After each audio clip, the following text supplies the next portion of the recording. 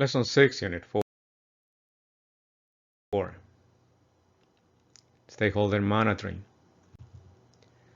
During the life of the project, you need to monitor the communication or relationships building activities for their effectiveness.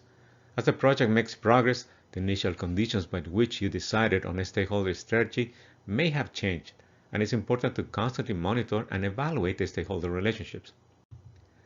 You need to monitor the level of interest and influence of each key stakeholder for the purpose of understanding if there are any changes from the original analysis.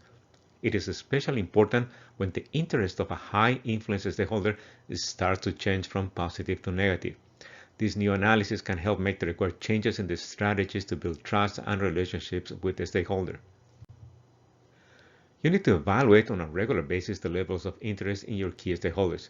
You achieve this by analyzing if the strategies to increase interest, participation, and commitment have indeed worked and the stakeholder has changed its initial perception of the project, or if the initial fears or misconceptions have now been cleared.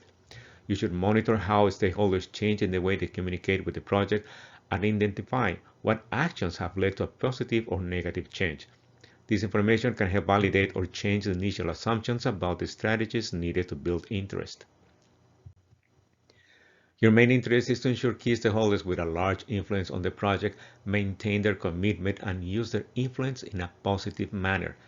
The worst situation can happen is when a stakeholder with large influence changes its mind about the project and uses its power to influence negatively other stakeholders, and that can increase the risk of the project, which can result in delays or even a cancellation of the project.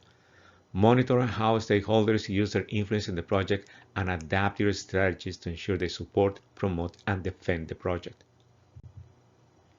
Another important factor you need to monitor is the level of trust that key stakeholders have in the project. You need to review the actions you have taken to build trust and evaluate these actions with a perceived increase in trust. When stakeholders have trust, they show confidence and belief that the project acts on their best interests and will deliver the expected benefits. With trust, there are better relationships, reduced conflicts, increased participation, and commitment to the project. A key factor to build trust is open communications, but poor communications can cause a loss in trust. Poor communication is a reason that project stakeholders identify as the source for project failures. The project needs to understand the origins of communication problems to improve the chances for success. The following are some of the consequences from poor communications.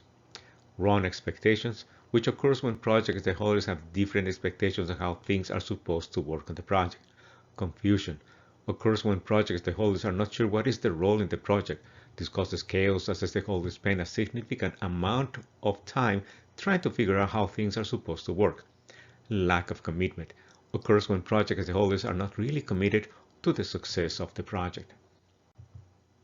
Poor communication occurs when the project manager doesn't have a communication strategy, when the communication plan doesn't align with the needs from stakeholders, when different people in the project or the organization send duplicate and contradicting messages to stakeholders, when the project manager uses the wrong communication channels, when communication is not tailored to the specific areas of interest of the stakeholders, and when the stakeholders don't have opportunities to give feedback on the communications they receive.